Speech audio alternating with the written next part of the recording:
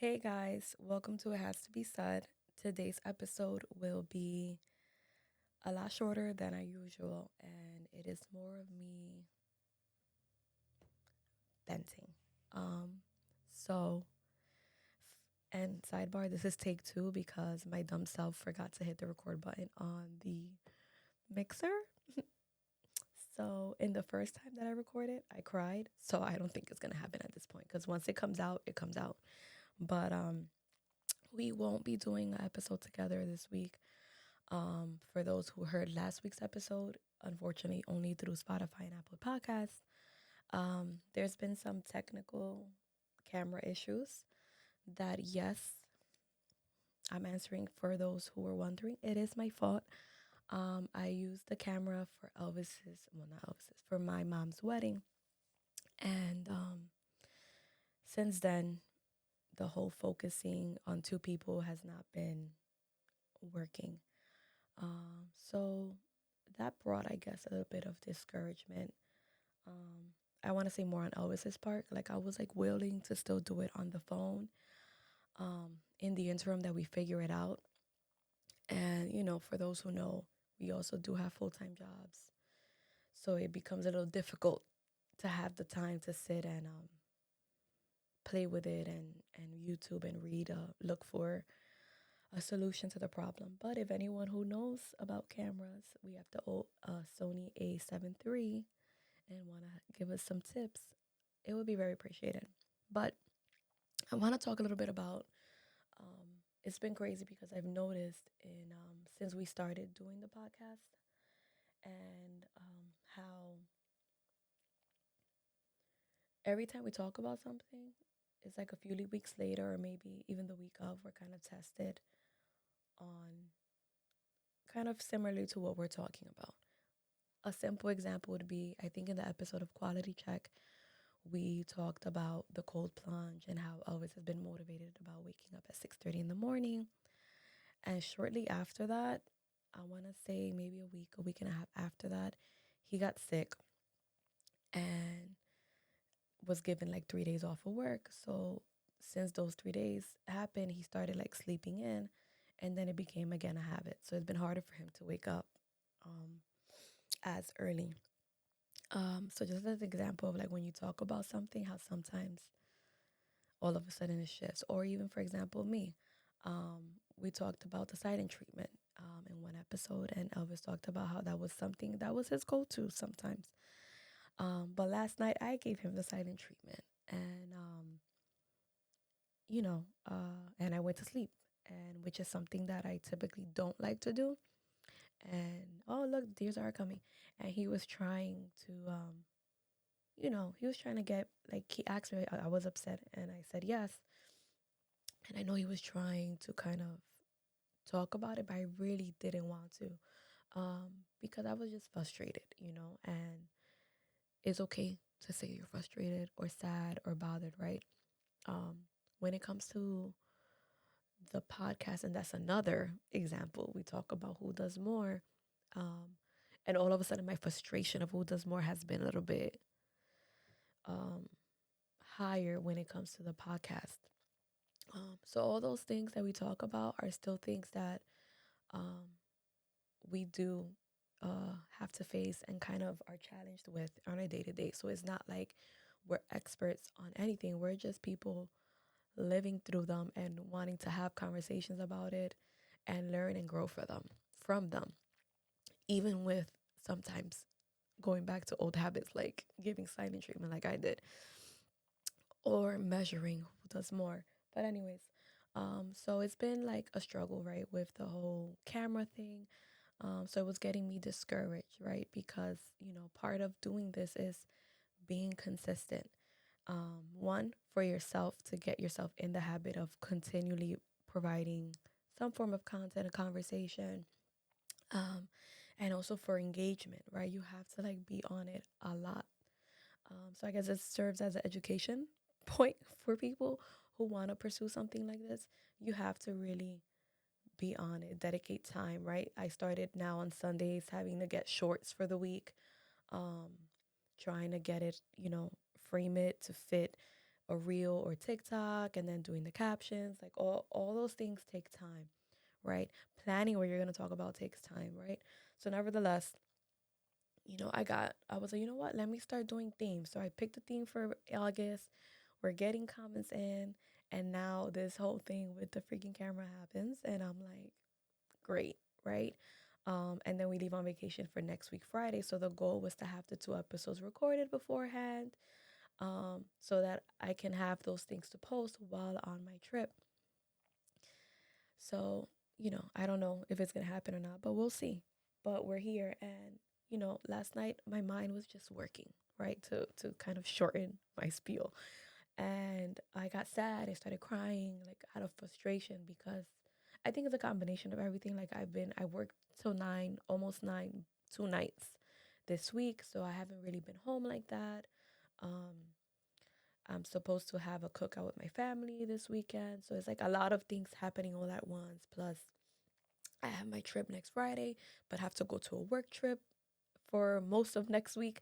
So it's like trying to think of how am I gonna do everything all at once while still pursuing what I want to do, which is the podcast. So I think all of that was in my head. And I had to literally tell my mind, tell God, I was like, God, shut my mind off so I can sleep, because it was just like a spiral of so many thoughts, and I was getting anxious, and it was hard. I was getting restless. Even today I woke up at 6 because I started already thinking about things at 6 in the morning. But anyway, and I just thought, you know what, Denise, do not worry. And I thought about my 16-year-old self, my 9-year-old self. I thought about, because at the age of 16, the Bible verse in Matthew 6:25 to 34 about do not worry um came to me at 16, and it spoke to me, right? But at that point it spoke to me in a literal context, right? I was worried about, the clothes I wore, how I looked. The physical appearance was very important to me, right? Because that's the age where your self-esteem is being built, and you're seeing how other girls look, and you don't feel like you look good. Um, so at that age, that word ministered to me in a literal context, right? And um, and now I thought about that word again today. I mean, I've thought about it in other times too, but I'm saying in today's context, as a 32-year-old, how as you grow older, not worrying takes a different context or perspective, right? It becomes more in a spiritual level, like, don't worry about how things are going to work out. Just trust that they are. You start, your worries change as you become older, or at least they should, right? Because I shouldn't still be worried about looking whatever high end, right? But at that time, that mattered to me, because it wasn't like my grandma was in a financial place to give me everything I wanted, right? And it wasn't until as I grow older that you realize, you know what, not everything you want, you need. So we all worry, but the honest reality of worrying is that it wearies us, it drains us. And I had to tell my mind, you know what? I'm not going to worry, right? Because I know you're with me, God. No matter what I do, no matter how small the task is, or small the need is, or the small the want is, you're there with me. You see me, and you cover me. And I think that it's important to recognize who God is in your life and give him his place, so that you don't have to worry about all these things, right? And it doesn't matter the age, the place you live, it doesn't matter how you are financially. We all have our different types of worries. And I just want to encourage you guys today to not worry, to trust that God is with you, and that he's going to provide all you need. And I wanted to share with you guys Psalm 23. I'm going to read the whole verse, all verses, because I have used this before in the preaching, where I talked about Maslow's hierarchy of needs, which is basically the idea that we need to start from the bottom of like our basic needs for food, clothing, shelter, then reach the safety part, then reach belonging, until we progress to self actualization, right? So it's like you can't ask a person to change. You can't ask a person to achieve, to reach a goal, or think of goals if their basic needs are not being met. And I preached about how God provides all our needs. And I used Psalm 23 for that. And it says, "The Lord is my shepherd, I shall not want." I think in another translation, it said, "The Lord is my shepherd, I lack nothing." And I loved that idea that is like, I know who He is in my life, therefore I lack nothing, right? And it really is a perception, right? Because there might be physically things that I might still need, but I'm trusting that He is looking and He knows what He's doing, right? And it just goes to show that you can still carry on despite how difficult things can get, right? And it says, "He makes me lie down in green pastures. He leads me beside the still waters." So not only He supplies your basic needs, but He gives you a place, right? And a place of safety, because if you're lying down in green pastures, like you got no care in the world to lay down on the grass and just look at the sky, like there's no worries, right? Because I can be still because of who I'm with. It says, "He restores my soul. He leads me in the path of righteousness." He is able to restore every part of your soul, every part of your heart, and anything that's broken, that's bitter, that's resentful, that's hurting. He's able to restore it so you can feel refreshed. And He leads you to the right path, right? Sometimes you have to, for His name's sake, sometimes you have to say, "God, lead me to where you want me to be. Guide me."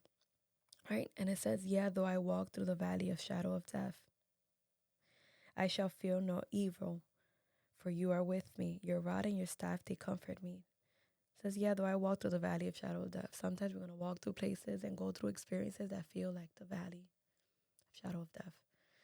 And when I read this and I think about the idea of not worrying, I think about my 9-year-old self, you know, at that point going through a hard time and really relying on God, right? And I didn't have my grandma there at the time. I didn't have no one there who was really guiding me of God, but because of who I knew already of Him, I was able to sustain Him, have Him sustain me through one of the toughest times of my life. And I remember reading Bible verses and listening to music. Music can be so instrumental in helping you get through difficult moments. And I remember, there were the songs, the girls, like I listen to the band now and I cringe, but those songs really put me through like a difficult time, helped me. And I remember that it says like, even if the sun left the sky, even if these tears never dried, even if the world should crumble, nothing's gonna stand in my way. And like it literally said, if what's left of me is taken, I will not be shaken. And she was really talking about her trust in God. That is like, I'm in the middle of a hurricane. I don't know where I'm going. I don't have a place to stay. Again, the things that are basic needs. Do I give up now? No, because I know who is with me. And those songs, those lyrics are really what helped me through. And it brings us to this, that we are going to go through difficult moments. But I should not fear because of what? Because of him being with me. I have to trust that He is with me, even now. In something as simple as my frustrations of my day-to-day burdens, I have to trust that He is with me, and that is not always going to be like this, right? It says, "Your rod and your staff, they comfort me," right?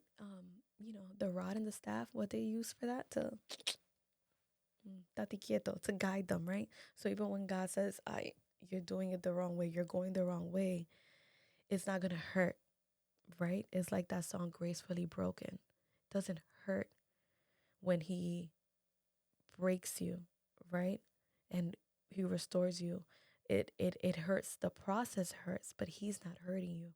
But because it says here, His rod and His staff, they comfort me. So despite God's discipline is never going to hurt but bring comfort, because it's only going to bring us closer to Him.